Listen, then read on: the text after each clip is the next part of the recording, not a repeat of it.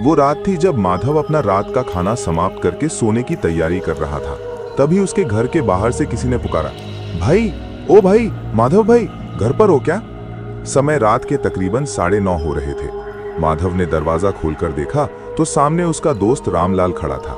रामलाल की आंखों में डर और खौफ दोनों एक साथ दिखाई दिए। अरे रामलाल, क्या हुआ भाई इस वक्त? और तुम्हारे चेहरे का रंग क्यों उड़ा हुआ है? अरे तुम सो गए थे क्या? असल में मैं थोड़ा फंसा हुआ हूँ। हाँ, चेहरे से पता चल गया था। बताओ क्या हुआ है? क्या हुआ?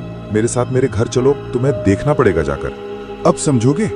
बिना कोई सवाल जवाब किए क्या हुआ था ये देखने के लिए माधव रामलाल के साथ चल पड़ा। जब वे रामलाल के घर के पास पहुंचे तो एक ऐसा नजारा था जिसे देखकर माधव थम गया। घर के दरवाजे के पास एक बूढ़ा आदमी जमीन पर पड़ा हुआ था। देखने से लग रहा था मानो वो मर चुका हो। अरे ये कौन है? क्या ये आदमी मर गया है क्या? हाँ, यही तो है वो जिसके लिए इतनी रात को मैं तुम्हें अपने घर लाया हूँ। मतलब ये सच में मर गया है? अरे ये बूढ़ा आदमी कुछ देर पहले ही मरा है मेरे सामने। क्या मतलब ये सब अचानक? अरे कैसे यार? कुछ समझ नहीं आ रहा, ठीक से बताओ ना। सुनो फिर, मैं तो रात का खाना खा रहा था, अचानक एक आवाज सुनकर मैं बाहर निकल आया। उसने कहा, घर पे कोई है क्या? थोड़ा पानी मिलेगा? मैंने पूछा, कौन हो आप इतनी रात को यहाँ? पर उसने बस पानी मांगा। मैं पानी लेकर आया और देखा कि वो जमीन पर पड़ा हुआ था। सामने जाके देखा तो अरे ये तो मर चुका था, सांस नहीं आ रही थी। रामलाल की आवाज डर से कांप रही थी। अब मैं क्या करूं? तुम ही बताओ, ये आदमी कौन है, कहां से आया है? मुझे कुछ भी नहीं पता भाई। अब इस लाश का मैं क्या करूं? भाई मुझे छोड़ो, इन सब चीजों में मुझे मत घसीटो, छोड़ो यार। अरे भाई मुझे ऐसे छोड़ो मत, कुछ तो बताओ। मैं तुम्हारे पास इसलिए आया था यार, इतनी रात को इस लाश का कुछ तो करना पड़ेगा ना। किसी ने देख लिया तो अरे कांड हो जाएगा, मैं फंस जाऊंगा यहाँ पे। माधव ने कुछ देर सोचा। रुको, सोचने दो।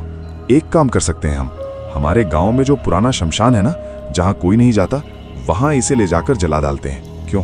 अरे पागल हो गए हो यार तुम, इतनी रात को वहां पे? अबे छोड़ो, सब बेकार बातें हैं वो सब। अब यही रास्ता है।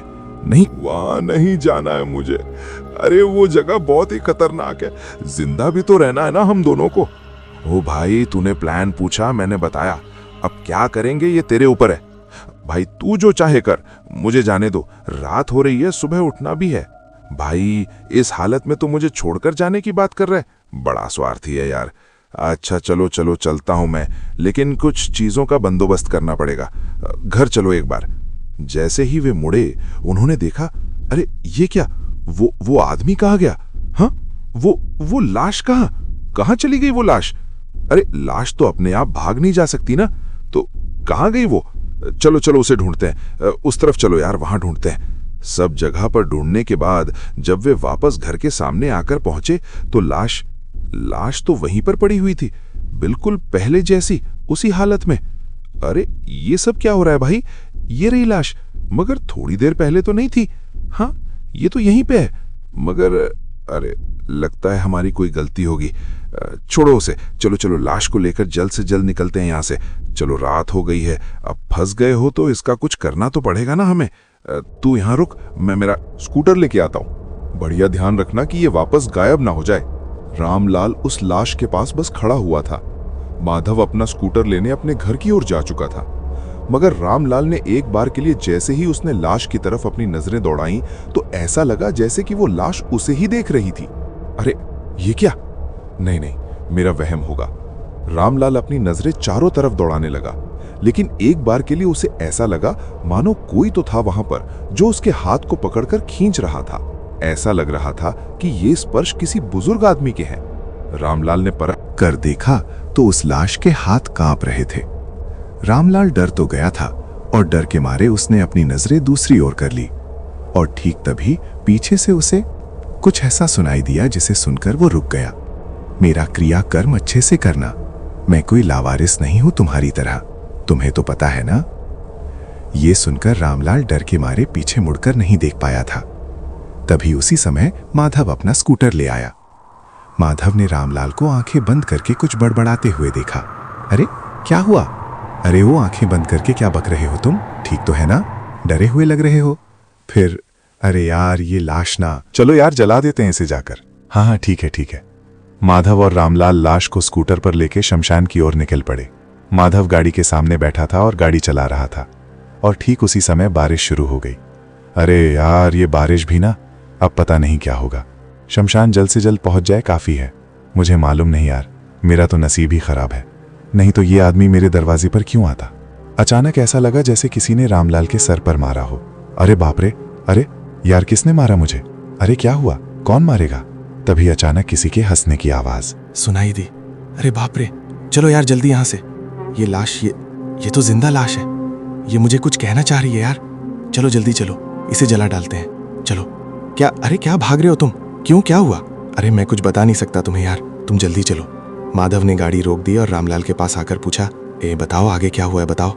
अरे डर के मारे तुम तो कांपने लगे हो बे, बताओ। ओ भाई, मैंने जो देखा, सुना और महसूस किया है ना, अरे यार सुनो सुनो सुनो, वो सब वहम है तुम्हारा। शांत हो जाओ। हाँ, शांत होकर तुम एक काम करो, तुम गाड़ी चलाओ, लाश लेकर मैं बैठता हूँ। हाँ, ये सही रहेगा, सही रहेगा। अब माधव स्कूटर के पीछे बैठा था और रामलाल स्कूटर चला रहा था। ठीक उसी मौके पर तूफान आ गया। अरे यार, इसी बात का डर था। अब बारिश और भी तेज हो गई है तो और परेशानी होगी, रास्ता भीग जाएगा पूरा। हाँ यार, गाड़ी चलाना भी मुश्किल हो जाएगा। कितना तेज तूफान है। तूफान का नज़ारा और तेज हो गया और उस नज़ारे में जो लाश थी वो भीगने लगी। यहाँ तक कि गाड़ी चलाना भी मुश्किल हो गया था। अब मुझसे नहीं हो रहा भाई, और नहीं। हाँ हाँ, तुम्हारी बात बिल्कुल सही है। इस हालत में तो गाड़ी चलाना मुश्किल है भाई। तुम स्कूटर को एक साइड कर दो। वे दोनों जाकर एक सुरक्षित जगह पे खड़े हो गए, मगर वो लाश स्कूटर पर अकेली पड़ी हुई थी। भाई, वो लाश तो भीग रही है, कुछ करें क्या? अरे बाबा, क्या करें, कुछ है भी तो नहीं करने को। रामलाल अचानक कुछ देखकर बहुत डर गया और चीख उठा, अरे अरे, वो देखो भाई, वो देखो, वो लाश वो उठ के बैठी अपने आप। मैंने अपनी आंखों से देखा भाई। अरे चुप हो जाओ यार, चुप हो जाओ, क्या बके जा रहे हो तुम? अरे वो लाश है, अपने आप उठकर कैसे बैठ जाएगी वो? अरे मैंने देखा है। अरे यार, मैं झूठ क्यों बोलूंगा? हाँ, बस ये सब सिर्फ तुम्हें दिखाई दे रहा है।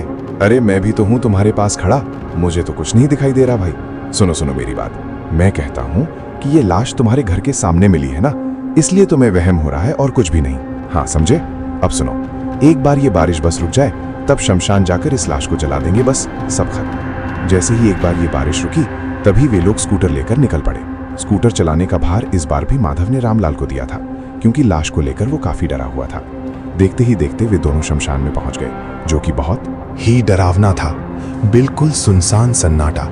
ये इतना खाली क्यों है? अरे भाई, रात के 11 से 12 बजे इस शमशान में गांव के तुम्हें कौन मिलने आएगा यहाँ पे?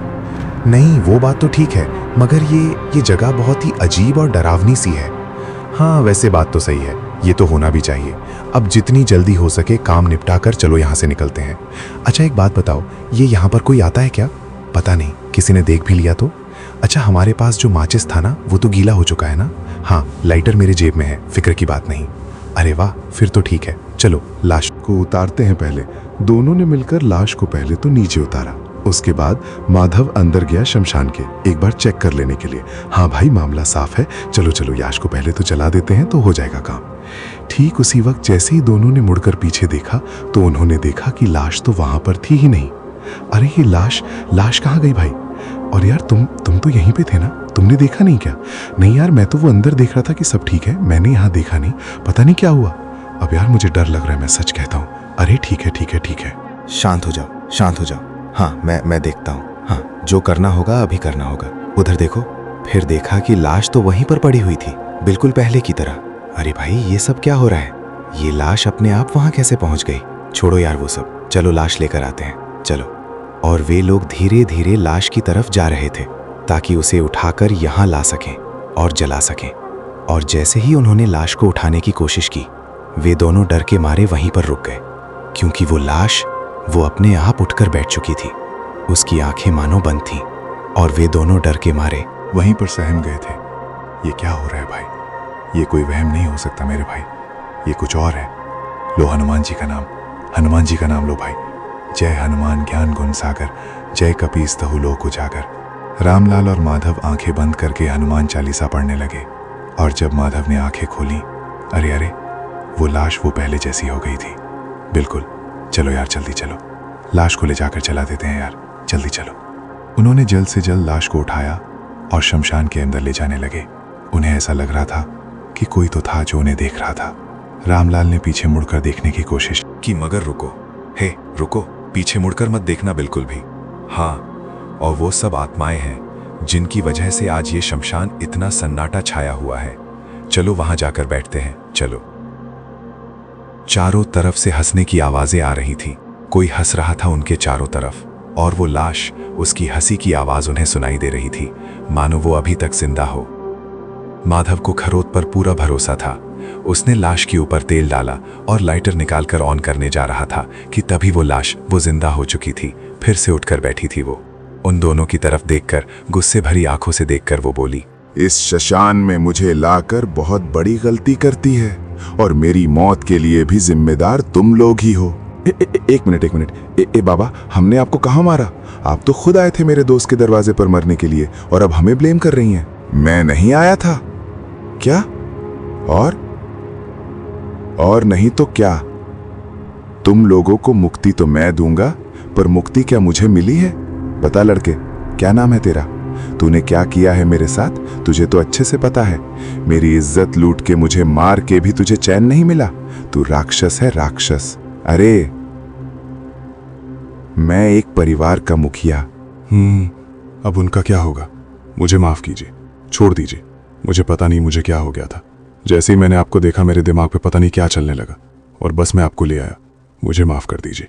इसीलिए झूठ बोल के तू मुझे अपने घर ले आया, फिर लोगों के डर से तूने दम घोटकर मुझे मार दिया और फिर अपने दोस्त को भी साथ लेकर आया। खून करके तूने फिर बोला एक्सीडेंट है। वाह, क्या बढ़िया प्लान बनाया था तूने। पर अब तू कैसे बचेगा? मैं मार दूंगा तुझे। सब कुछ तेरी वजह से हुआ है। मेरा परिवार आज अनाथ हो गया तेरी वजह से, इसलिए कभी माफ नहीं करूंगा तुझे मैं। आज मेरे साथ इसी शमशान घाट में तू भी मरेगा। अभी क्या सुन रहा हूं मैं ये सब? हाँ, तू इतना गिर गया था एक बुजुर्ग के साथ? तूने ये सब? छी छी छी, लानत है तुझ पे। शर्म आती है मुझे तुझे दोस्त बोलने में, मुझे घिन आती है। अरे तू इतना नीचे गिर गया रामलाल? तूने किसी की जान ले ली और फिर मेरे पास आया था क्योंकि तू फंस गया था, इसलिए तू मुझे फंसाने आया था। गलती हो गई, बहुत बड़ी गलती हो गई। माधव, तुम तो मेरे दोस्त हो ना भाई, मुझे बचा लो, इस आदमी से बचा लो। मरने मत दो भाई, बचा लो मुझे। आज तुम मेरे हाथों मरेगा, मेरे हाथों। इतना कहकर उस आत्मा ने माधव के दोस्त रामलाल को पकड़कर वहां लेकर जा रही थी, ठीक वहां जहां अब तक वो लाश पड़ी हुई थी। रामलाल चीख रहा था, चिल्ला रहा था, लेकिन वहां सुनने वाला कोई नहीं था। बस माधव अकेला खड़ा चुपचाप सब कुछ देख रहा था। जोर जबरदस्ती अपने साथ रामलाल को भी उस आत्मा ने चिता पर लेटा दिया। संगीत। और तब माधव की तरफ देखकर वो आत्मा कुछ बोली, अब तो मेरी इस चिता पर आग देगा ताकि मेरे साथ साथ ये पापी भी भस्मसाए। क्या? मैं? क्यों नहीं, मुझे छोड़ दीजिए। मुझे ये सब नहीं करना। मुझे किसी की हत्या नहीं करनी। मुझे नहीं, छोड़ दीजिए। पर तू तो मुझे मुक्ति देना चाहता है ना? अगर मेरा क्रियाकर्म नहीं हुआ तो मुक्ति कैसे मिलेगी मुझे? और साथ ही तेरे इस दोस्त को भी मैं छोड़ नहीं सकती। इसे छोड़ दिया तो मेरी मुक्ति कैसे होगी? मेरे परिवार को जिसने अनाथ किया, मेरा खून किया, इसका मरना तो तय है। समय बर्बाद किए बिना जला दे हमें, नहीं तो मुझे मुक्ति नहीं मिलेगी। जला दे, जला दे, भस्म कर दे। इतना बोलकर उस आत्मा ने रामलाल के शरीर को छोड़ दिया और उस आत्मा का शरीर एक रामलाल के बाजू में गिरा हुआ था। माधव क्या करता? अब आपके साथ मेरा मुकाबला कैसे हो सकता है? मैं तो ये सब सोच भी नहीं सकता कि मैं आपसे लड़ूं, और मैं लड़ना चाहता भी नहीं, क्योंकि आप एक अच्छे इंसान थे और मेरे दोस्त ने जो किया वाकई गलत था। उसको सजा मिलनी तो चाहिए जरूर। मेरे यार रामलाल, तूने जो किया था, तेरा तो ऐसा ही कुछ हाल होना था ना। अब बस शांत हो जा मेरे यार। इसके बाद जो नजारा शुरू हुआ वो नजारा वाकई खौफनाक था। एक तरफ उसका दोस्त जो अपने पाप की अग्नि में जल रहा था, उसकी चीख माधव के कानों को, उसके दिल को छू रही थी, और दूसरी तरफ वो आत्मा, उसकी हंसी पूरे शशान को एक अलग ही मंजर दे रही थी।